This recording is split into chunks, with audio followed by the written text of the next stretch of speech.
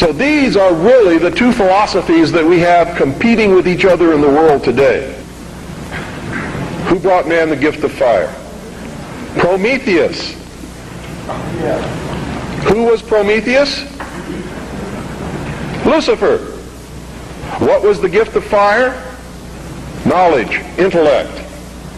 Hasn't man created industry, culture, society, science from the use of one solitary thing?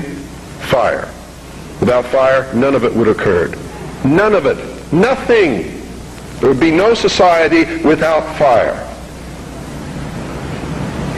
That's how it's represented in the ancient myths and in the mysteries. How art thou fallen from heaven, O Lucifer, son of the morning? What is it represented as? A bolt of lightning struck a tree. The tree burst into flames. Ancient man, if you watch the movie Quest for Fire, rushed up and grabbed one of the burning branches, and it burned his hand, and he let it go. He probably didn't go any farther than that the first time. Second time, he may have found a deer that had been roasted by the heat of the fire in the forest. And being hungry, maybe he partook of some of that meat and found that it tasted pretty good.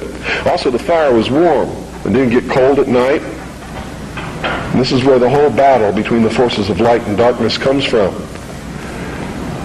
Man sat up on a rock one night watching the sunset and said, "Boy, I'm in deep trouble now. I can't see in the dark. There's wild beasts out there. There's tigers with teeth 7 inches long that want me for dinner. What am I going to do?" He didn't know what to do.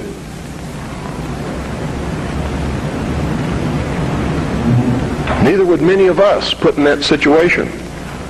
But we would know one thing: we're in deep trouble.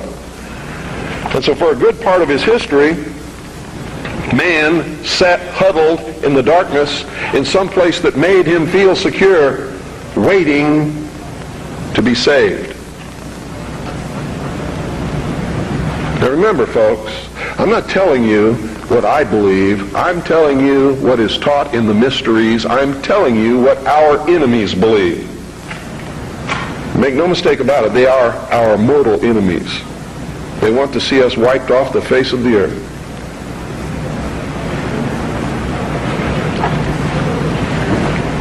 Man huddled in this darkness, fearful, trembling, cold, hungry. And around about he could hear the beasts roaring. And sometimes they were roaring because they were after him. And sometimes he was eaten.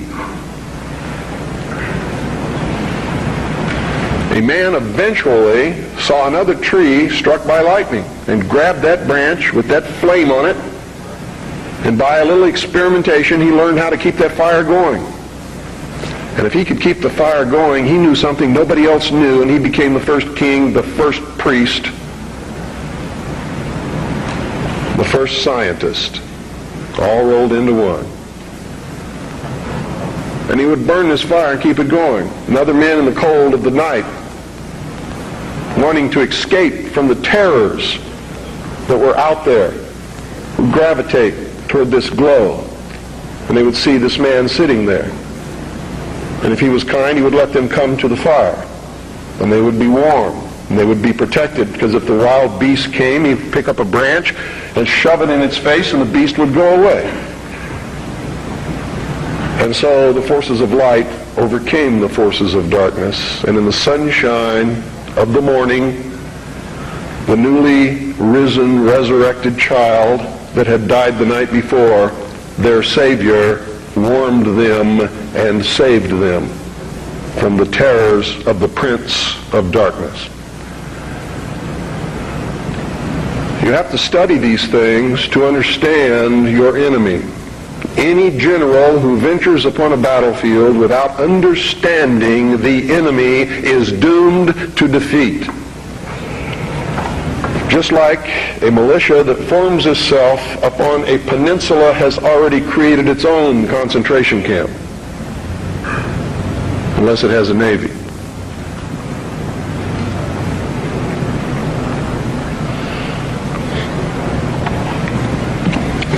Damn good militia, I might add.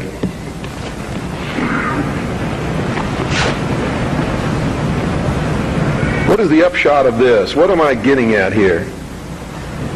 These people believe, and they have conducted themselves according to their belief and their philosophy since the very dawn of man. These people learned how to control others through the use of a hidden knowledge. This ability to keep that fire going was a technology that nobody else knew. By observing the fire, by keeping it going, by creating ceremonies around this fire, they became a mystery to the others. A mystery always holds sway over those who don't understand it. And the priesthood was born. No king ever existed without the permission of the priesthood. And I don't care what religion you're talking about or what period of history you're talking about, it is the truth. The kings never had the power and don't to this day. Kings exist at the whim of the real power, which is the priesthood standing behind the throne. And when the king ceased to be of benefit to the priesthood, they would simply poison him or get rid of him in some other way. The king is dead, long live the king, and there would be another king appointed. There was even a time in history when the king was a sacrificial king, just like John F. Kennedy was in the Temple of the Sun known as Dealey Plaza.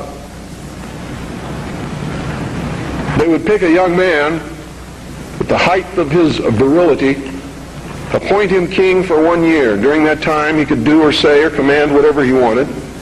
The priesthood was always there to make sure he commanded the right things, have any woman that he wanted, and at the end of the year, he was ceremoniously sacrificed upon a rock, his heart ripped out, his body dismembered into 14 pieces and scattered over the land. And this is where the legend of the Osirian cycle began.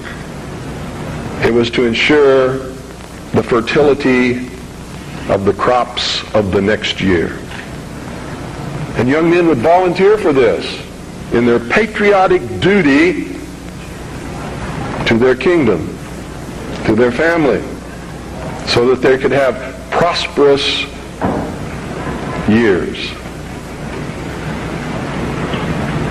Much as our young men may volunteer to rush out over the water to a place called Kuwait or Iraq and die in the God-forsaken sands of a place that nobody can even find on a map, I never heard of until it happened, all so that he can be called a patriot, someone his family can be proud of. It escapes me how they can ever arrive at these conclusions, but they do, and the priesthood always takes the most advantage of this willingness to sacrifice oneself upon the altar of his country. The problem with it is very seldom really for the country. It's for the advancement of the agenda of the priesthood, whoever the priests happen to be at the time. Am I attacking the church? You better believe it. All churches, all organized religions that have existed since the beginning of the time. Am I attacking the religion of individuals? Never, not on your life. He wasn't trying to create a big church. He knew what happened to those things. And you're all wrong about that, man. When you say you shouldn't get angry, you shouldn't curse, you shouldn't do things that upset other people, because that's what Jesus spent his whole life doing. He threw the money changers out of the temple. Don't you think that made some people angry? Don't you think it was rude to walk up to somebody's place of business, smack them in the mouth, grab their table, and throw it out the door? What about the time he cursed the fig tree? You know, pious Christians sometimes make me very angry. They don't even know